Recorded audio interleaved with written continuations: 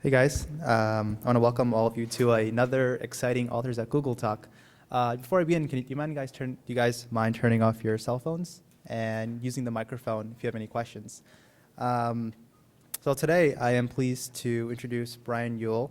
He's the author of Match Day, One Day and One Dramatic Year in the Lives of Three New Doctors.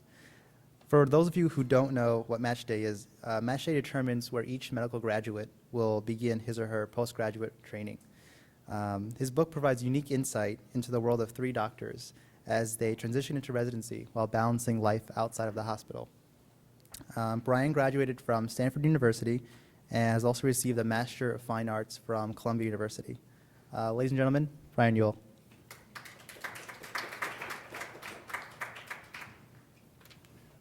Thanks so much for having me, and I'm willing to bet that most authors start their talks here by saying how much they love Google, but I will still say it.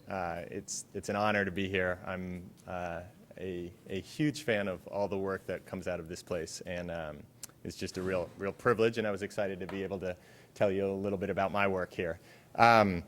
So my background is I'm a former newspaper journalist. I worked a little bit, I worked as a journalist throughout college, and I worked a little bit for the Patriot Ledger in Boston and for a few other newspapers. And so my inclination has always been when I find a topic that I'm interested in but don't know enough about, I start digging deeper, and I start researching and I start reporting. And so that's kind of how this came about, only the topic was a big part of my life. After college and after working for newspapers for a little bit, I was off to New York for grad school, and my college girlfriend was doing medical school here in California. And we had been together a long time, and I had basically thought we were getting more and more serious, and at some point we were going to have a discussion about where our lives were going. We would talk about what part of the country we wanted to end up in. We would talk about how we were going to apply for jobs. We were kind of at the same point in our careers, so it seemed like it would be a very natural progression when we finally were ready to settle down. And during her third year in medical school and the end of my first year of grad school, we started talking a little bit about, okay, where did we want to settle down if we're going to go this route? And she said, well, you know, Brian, that's not really how it works in medicine.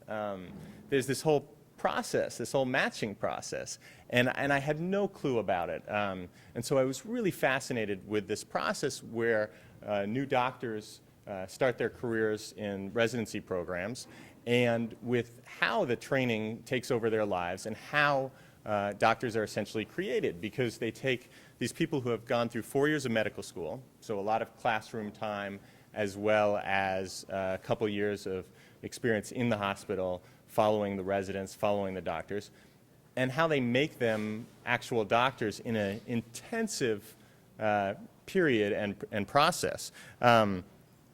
So while I was fascinated with this, I started looking and digging deeper, and the things that really caught my eye were this matching process, this intense training period, and then a third factor, which is there was a big change in the demographics of doctors. Right now we have roughly 3/4 of doctors practicing in the United States are male. And our medical schools, much like our law schools, are at the point where they're either 50-50 male-female, or some medical schools are more than 50% female.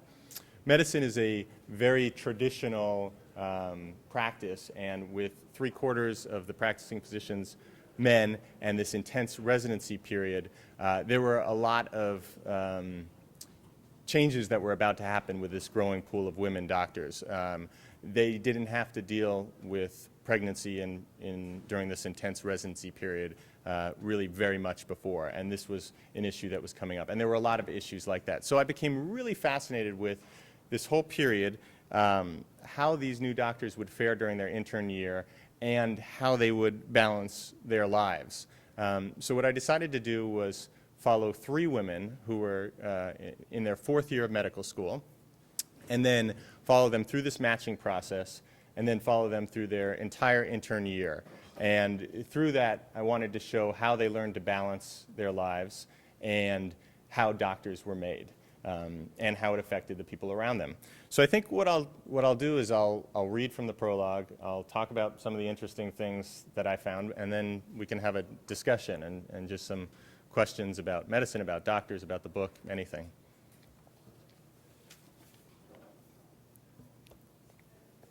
So this is from the prologue of my book. Some people held cups of coffee. Others held babies or the hands of spouses. David Kessler, the dean of the medical school, clutched a cell phone in one hand and a wireless email device in the other. I clung to a small spiral notepad that listed family and friends we wanted to call when we got the news. And Stephanie, like every one of the other fourth-year medical students in the room, held an envelope. The envelopes were brown and thin, each with a label and a name on the front. A few minutes earlier, Dean Kessler had told the students to retrieve these envelopes by approaching one of the 7 stations set up in the room. Although the students could pick up the envelopes, they were not to open them, he explained. It's not time yet, he said, looking at his cell phone. Stephanie had followed the dean's instructions and walked to a school employee sitting beneath the white sign that read A through CH. She quietly stated her name, Stephanie Chow, and took the envelope handed to her. When she returned to me, she looked anxious for the first time that morning. "Let's get this show on the road," she whispered as she sat down. After holding the unopened envelope for a minute or two, she placed it on the table in front of us. Her long black hair, pulled tight in a ponytail, brushed against the back of her white sweater. She wore a bracelet of brown prayer beads on her wrist. Buddha beads, she called them, and it didn't hurt to have them with her on this day. Her mother had given her the bracelet when she was a teenager, and Stephanie put it on each morning when she got dressed. She didn't wear much other jewelry, if the prayer beads could even be called that. No rings on any of her fingers, just the bracelet, a petite watch, and a thin chain around her neck that I had given her after we started dating in college. We sat inside the Golden Gate room at her medical school, the University of California, San Francisco, on a March morning in 2006. A row of windows lined an entire wall of the room, and through them, off in the distance, fog hid the choppy, uneasy waters of the San Francisco Bay. To the left, the bridge for which the room was named towered above the low clouds and stretched more than 8,000 feet toward Marin, connecting the city to all possibilities north. To the right, the country unfolded east with Oakland, Denver, St. Louis, Chicago, Boston, New York, the real world, as my mother called it, lying just beyond the window's frame.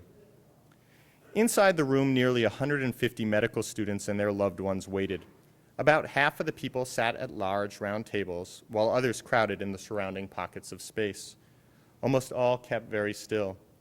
One woman, standing in the corner, covered her face. Tears ran through her fingers, and her body shook in anticipation. The man to her side placed his hand on her shoulder, but she couldn't stop crying. Most eyes in the room were fixed on Dean Kessler at the podium. The dean was a tall, thin man with a perfectly trimmed beard and hair neatly parted to the side. He checked the small screens on his cell phone and email device for the exact time.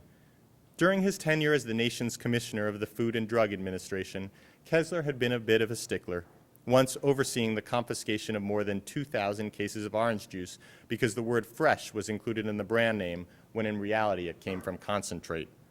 Now he wanted to make sure that UCSF's match day ran exactly according to the national protocol, and fourth-year medical students gathering at school ceremonies across the country were not to open their envelopes until 9 a.m. Pacific Time, 10 a.m. Mountain, 11 a.m. Central, and noon Eastern. We still had 5 minutes. Stephanie and I sat silently at the table. A year earlier, I had known nothing of this ritual. Foolishly, I had thought that if she and I decided to plan a life together, we would be able to pick where we wanted to live. She would apply for work and additional training as a doctor, just as I would look for a job after graduate school. We would weigh our options and make a decision. But for the past year, as I learned more about the match, and as it occupied more of my thoughts, I knew it wouldn't happen quite like that. Stephanie's future, which in all likelihood meant my own, as well as the futures of more than 15,000 fourth-year medical students across the country, would all be dictated at the exact same moment. Although these students were still a few months from the crowning ceremonies in which they would be officially pronounced doctors, this day, match day, seemed a more important culmination. They had each selected a field of medicine, then spent months working on applications and interviewing at hospitals. After the interviews, they ranked in order of preference for the hospitals in which they hoped to have their first jobs as doctors during this post-medical school period known as residency.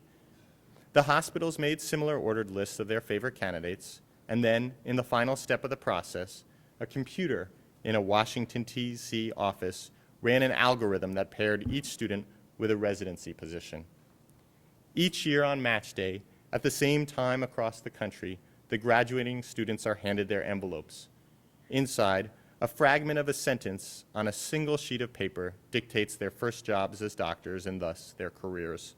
The right job in the right program might open the door to prestige and happiness. The right city might make it easier for a spouse or partner to tag along. But the wrong words on that sheet of paper could lead a person down a path of heartache. This is the ritual every year. But there was something unique about the medical students in the room with us on this day and those across the country waiting for the same minutes to pass.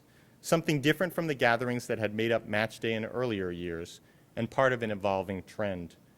While about 72% of all practicing physicians in the United States were men, the room seemed evenly made up of male and female medical students. Across the country, the same statistic held true. Nearly 50% of the nation's medical graduates were women. Entering a field in which they would be required to work years of 80-hour weeks and multiple overnight shifts, these women were forced to consider how to balance their careers and any desire to have children, a desire they often felt the need to hide on residency interviews, all before their careers even began, all in advance of this one day. Such considerations were not completely new. The handful of women who had entered the profession in the years prior had also faced these challenges. But medicine was deeply rooted in tradition, and with this new generation, the face of medicine was changing, along with many of its ways. 3 minutes remained. As we waited for the dean's green light, I felt my heart step up my pace through the thick black sweater. I was neither a doctor nor a medical student, but I knew my future was at stake, especially as I debated proposing to Stephanie in the next year. When I had met her in college 5 years earlier, she kept a shelf full of books on the MCAT, the entrance exam for medical school, and had no doubts about wanting to become a doctor. Around the same time, I considered a career in journalism, though I had recently shied away from my boyhood idea of covering a baseball team after talking to a sports reporter about the 162-game season, half of which took place on the road. He was unshaven and a bit on the heavy side. I asked him how it was to be gone from his family for such long periods of the year. "I don't have a family," he told me. "Oh," I said, "was that something he ever considered, or was it too difficult with the job?" "Listen," he told me, "I have to have a job. I don't have to have a family. I might as well love my job." I wanted both. Stephanie said that she did too. She went straight from college to medical school with the understanding that she had a long road ahead of her and that if she wanted to have children, she had better get her training out of the way as quickly as possible. She loved how her own mother had been so present in her and her siblings' lives when they were young, taking them on excursions to the park and making lunches for school.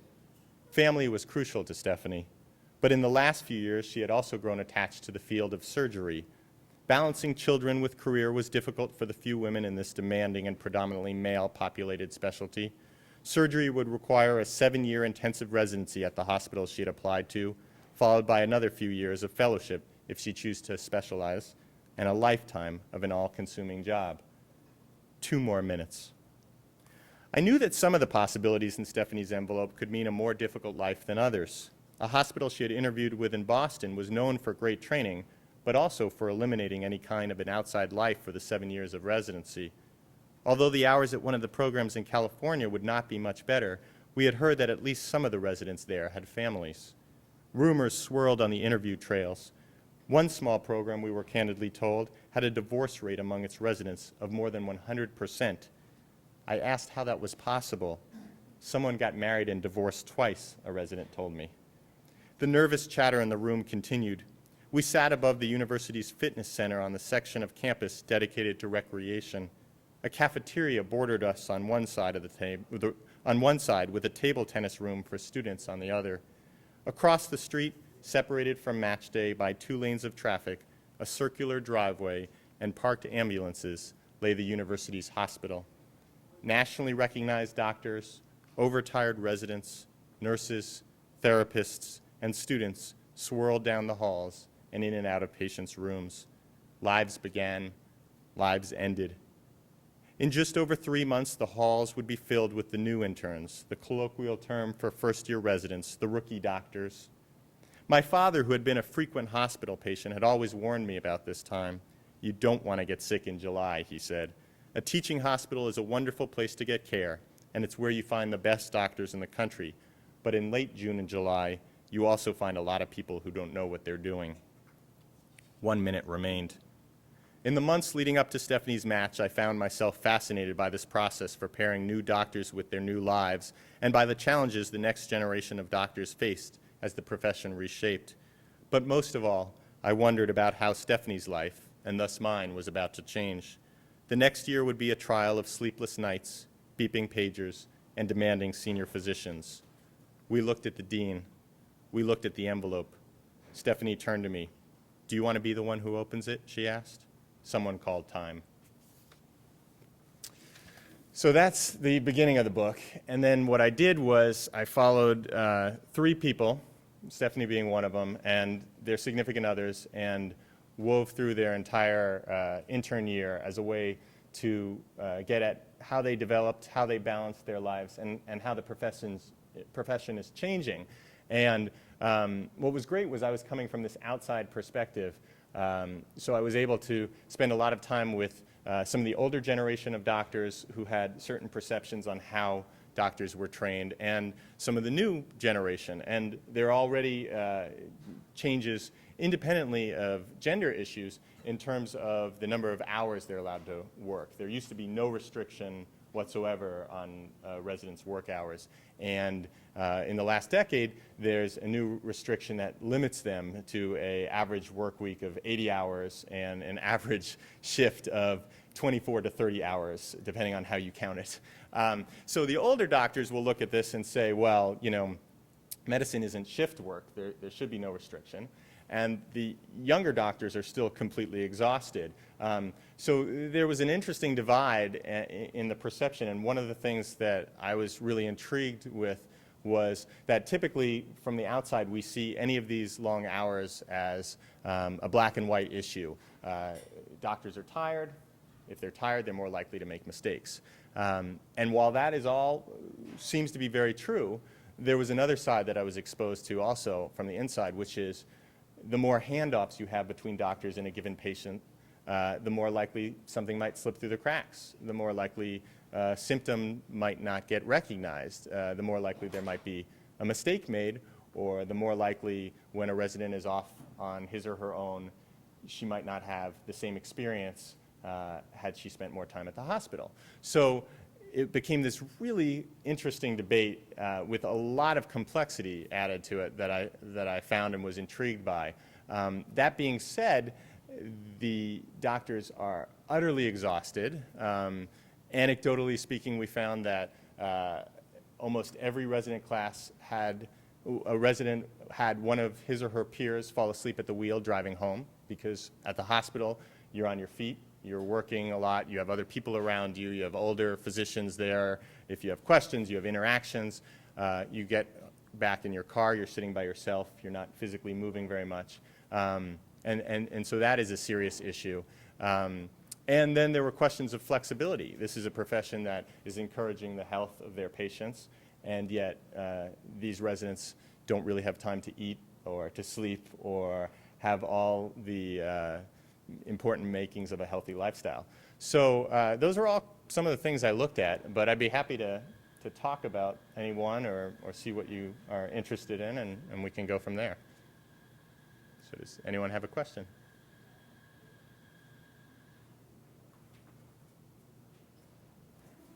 I'll take the first bait. Do you have a better system you think would work better than doing 80 hours and 24-hour shift? I think I don't have a better system. I think if anything, the time spent with these doctors exposed me to the complexity of the problem. I think people are working on a better system, and I think the keys to, if you're going to shorten hours, which is a fiery debate, you know, already. They already shortened it once. So to get anyone to discuss that would be difficult and becomes a controversial issue in itself. But if you are going to shorten hours, the keys would be to focus on those handoffs between doctors. Actually, the simplest thing that is being discussed right now is something Atul Gawande wrote about in the New Yorker. He's a doctor in Boston, and he wrote about checklists in the operating room. And it seems like such a silly thing, but when you have a standard checklist in the operating room on certain things that you do every time, regardless of what type of surgery, there's less likely to be things falling through the cracks, little mistakes. So if you have some kind of system for your handoffs from one doctor to another that improves upon that handoff, that improves upon the balancing act of multiple people caring for one person, that's one possibility for improving the system.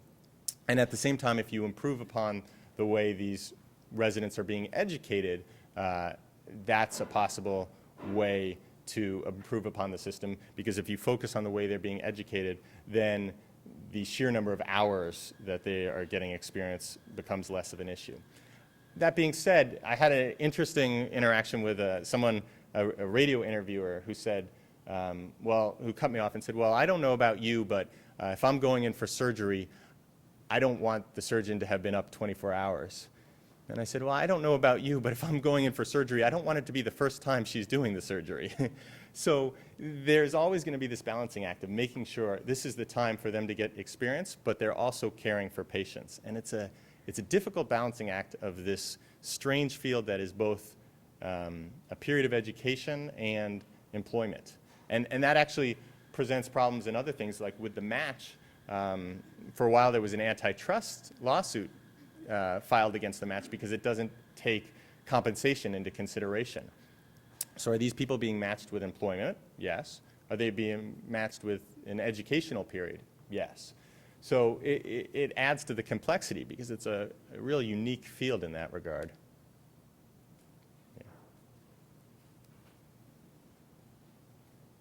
So are the hospitals using electronic records?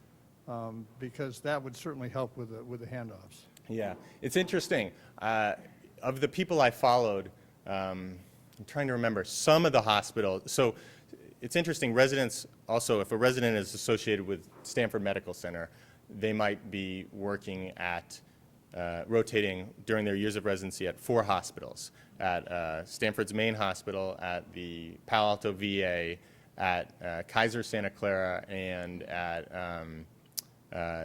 the county hospital down in Santa Clara. And so all 4 of those hospitals will have Stanford residents. And so of the 3 people I followed, there were significantly more hospitals than 3.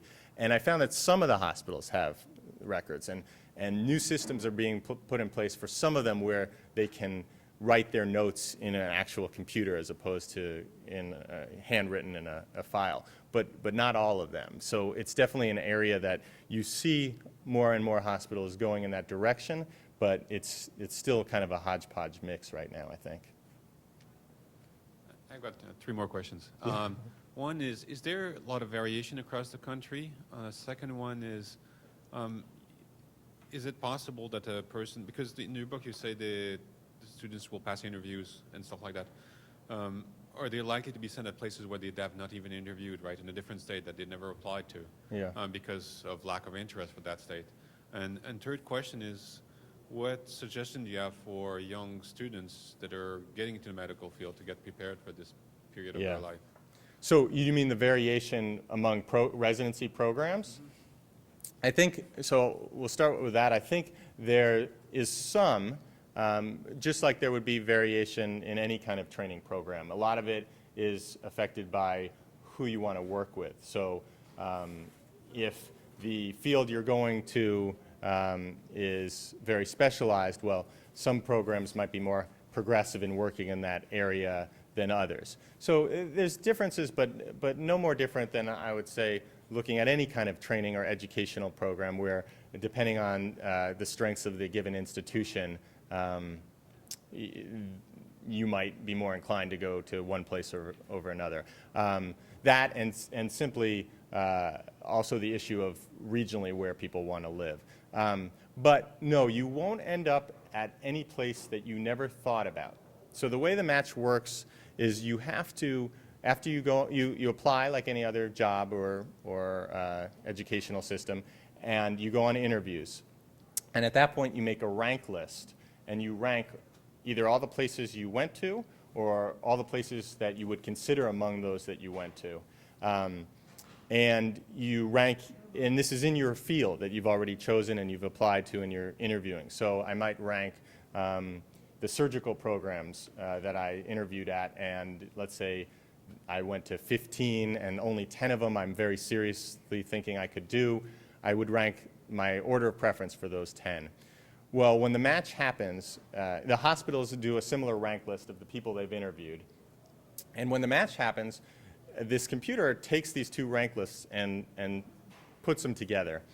And you will get either one of those that you ranked, or you will get nothing at all. So if you don't rank enough places, or if you're not smart about ranking places and you rank institutions where you did an interview at, you do have the possibility that you find out the computer has no result for you. You didn't match anywhere. And so when that happens, and it happens to a small percentage of medical students, but very small, they go through a process that's called the scramble. So on Monday of match week, they call it Black Monday. You find out either you matched or you didn't. So the majority of students log onto their computer, they find out, congratulations, you have matched, and they have, a few more agonizing days of waiting to find out where their lives are going to take them. For the small percentage that didn't match, they then start looking for institutions that have holes left. And they then start calling those institutions, and they pitch themselves, and they're having their dean's office call, and they have their friends call, and they're faxing in their resume, and they're faxing in their scores, and they try to put together some kind of package that convinces that you have one slot remaining. I didn't match with anyone. I'm the person for your one slot. So by actual match day, people know either I didn't match, but I scrambled and I got paired with this one, or for 90 some odd %, they get the envelope, and it's going to be one of those places on their rank list. So while it's a huge surprise and a big process full of anxiety, in that envelope is going to be a place that you listed. So it's not going to be a place that you never even thought about. That being said, depending on your field, there are not a lot of choices. We were just talking about how dermatology is now the most competitive field in medicine. And so if you're applying into dermatology, you had better rank places from all over the country and all varying degrees of strengths at their institutions, because it will be very difficult to get your first choice. So you have no idea where you're going to end up. And the third question was about Preparing students, advice for students that are about to enter. Yeah, so I think I, as an outsider, have an immense amount of respect for the amount of dedication it takes. I think a lot of foresight is required. So my advice would simply to be as educated about the whole process and the whole period and the whole timeline as possible, so that you know what to expect. And then once they're through medical school, I think it's really important to find a field that you very much fit into in terms of your strengths and your personality type, because you're going to be working so many hours, and you're not really going to have much of a life during that period, that the people who seem to be successful are the ones who still love what they're doing. It's like anything else in that regard. But it takes this foresight, because they have to make all these choices before they even begin the process. Yeah.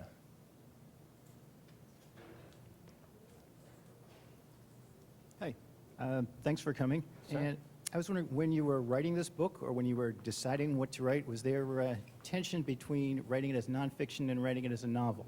Yeah.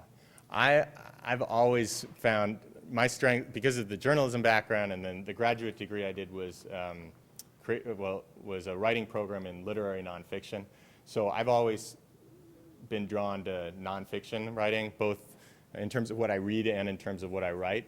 I feel more comfortable in that area, so I never thought about making it as a novel because I thought it would be more powerful as nonfiction, something that you could pick up and note 100% of this is true, mainly because this was something most people know nothing about. Most people know very little about the matching process, or when they have a friend or family member going through it, it's the first time they learn about it. Most people get an education about medical education and doctors from television, from Scrubs and Grey's Anatomy, and so I wanted to really get inside and be able to present something that could be seen as completely nonfiction. So I think that's why I decided to stick with that track as opposed to the novel. Yeah. Like you just said, I learned about the matching process through a friend of mine who went back to medical school a little bit later, so she was older when she went through this pretty brutal process. And it was awful. When I did see her, she was in a pretty bad place. I mean, I think it was depression. Yeah. Things are better now, but I still hear resentment in the way she talks about things, and she feels that what she does is so important. She says, you know, I save lives. Right. But on some level, the reward hasn't been there. And I wonder if you saw that kind of thing or what you've seen. Yeah, that sounds almost identical to what each of the three people I followed experienced. And I had an older resident tell one of the main characters I was following, pull her aside and said, listen, at some point during your intern year, you're going to want to quit. And if you don't, something is incredibly abnormal about you. Every person is going to want to quit. And at that point, don't just run away, come talk to somebody. And he was saying, look, we've all gone through this. Does that mean that's a good thing? No, but it means that almost everyone I talked to had very similar experience to what you're talking about. The rewards are difficult to find. It's funny because a generation ago, culturally, people would say, well, doctors, what a great profession, you know, I hope you marry a doctor. I hope doctors were put up on this pedestal as this perfect profession and as a great way to make a lot of money and to do good. Well, it's not a good way to make money. It's an incredibly demanding profession.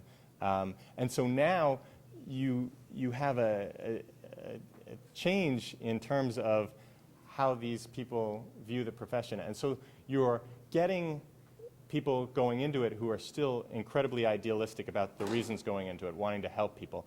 But you're beating them down a little more.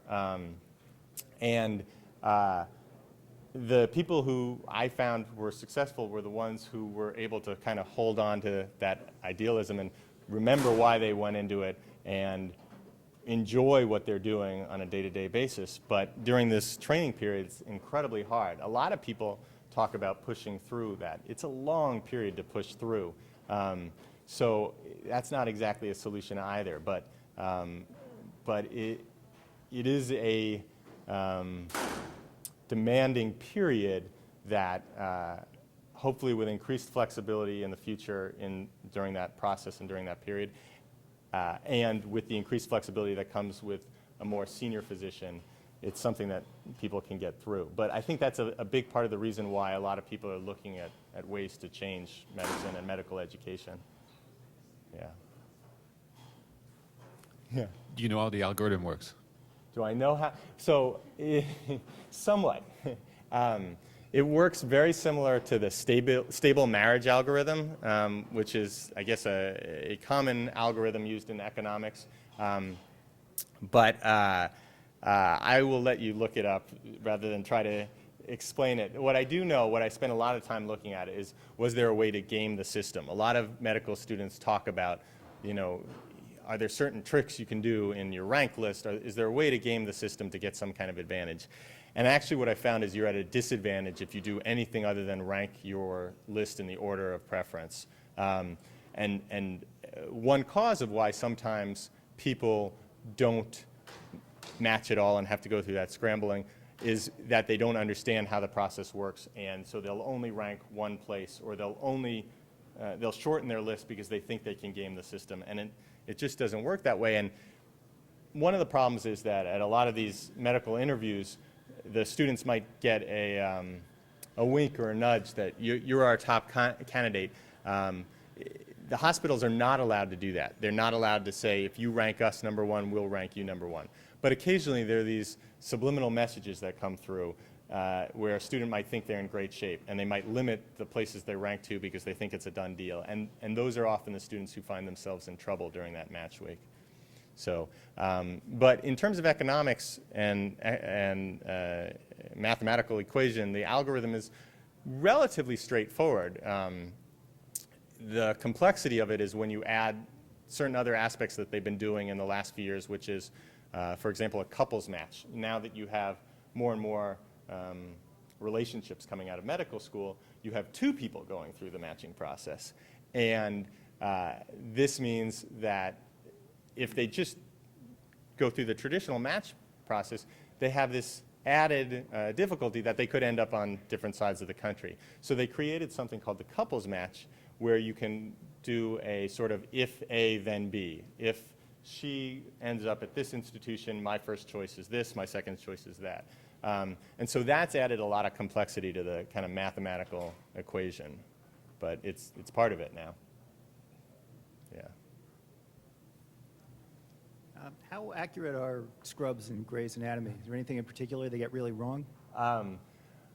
So I've spent about a year in the hospital, and I never saw anyone make out in the elevator. I think so. So there, to different degrees, Scrubs is obviously a satire, but it's an easy one to point out. I love Scrubs. It's an easy one to point out, though. Your two main characters in that television show are a surgical resident and an internal medicine resident, and they spend the whole day together. At the hospitals, you're working with the surgery patients, or you're working with the internal medicine patients, so there's no crisscrossing. Also, with Grey's Anatomy, something to keep in mind, these people are spread so thin and juggling so many patients that there rarely is a time that they're even with their fellow surgical residents. So that's just a quick look at it. But they're entertaining, and they're based on truth. But I think it's like anything else, like exaggeration, like of the truth. Yeah. The other interesting thing that I'll just say real quick is that as you have the profession changing and as you have these demands becoming forefront in the discussion, you also have concerns about primary care doctors disappearing. And one of the reasons is that certain specialties are looking more intriguing and more enticing than others. And so anecdotally, a lot of medical students will talk about the road to happiness. And that's a career in radiology, ophthalmology, anesthesiology, and dermatology. And the reason being that these are fields where you have a little more control over your lifestyle. Less emergencies calling you in the middle of the night in dermatology. So you can control a little better, not as much as other professions, but a little better what time you're going to be in the hospital. You can plan a life around it. The pay is good. And so they're often talked about as these road specialties. And they get more competitive students now. And so one of the concerns is that if you don't increase flexibility, if you don't create some system that makes it acceptable for a resident to get pregnant during this 7-year period of her life, when if you consider she's already done 4 years of medical school, 4 years of college, she's probably at the age where a lot of her peers are starting families. Well, you're going to lose some of your best candidates. You're going to lose some of your best doctors if you don't increase flexibility. 2 more questions. Yeah. Nurses, do they go through a similar program? And second, the 3 people we followed, did they have very similar experiences? What happened to them? Yeah. So nurses don't go through a matching process. They do work long hours, but they'll in a given shift, but they're much more shift work. Most nurses. There's different areas of nursing, but they might have a 12-hour shift, but when they're off, they're off. They don't so in that regard, it's a little different, and they don't go through a matching process with anything like that. What happened with the 3 people, I'll leave some mystery for reading the book, but I had one go into internal medicine, one into radiology, and one into surgery. At the beginning, when I started following them, one was married, one was dating a fellow medical student, and we were in a serious relationship, but dating, not engaged. And what happened, all 3 of those got altered a little bit, and I won't say how their lives changed. I'll let you read about that. Okay? Well, I'll be around if anyone wants to talk or bring up the book, and thank you so much for having me. All right, thank you.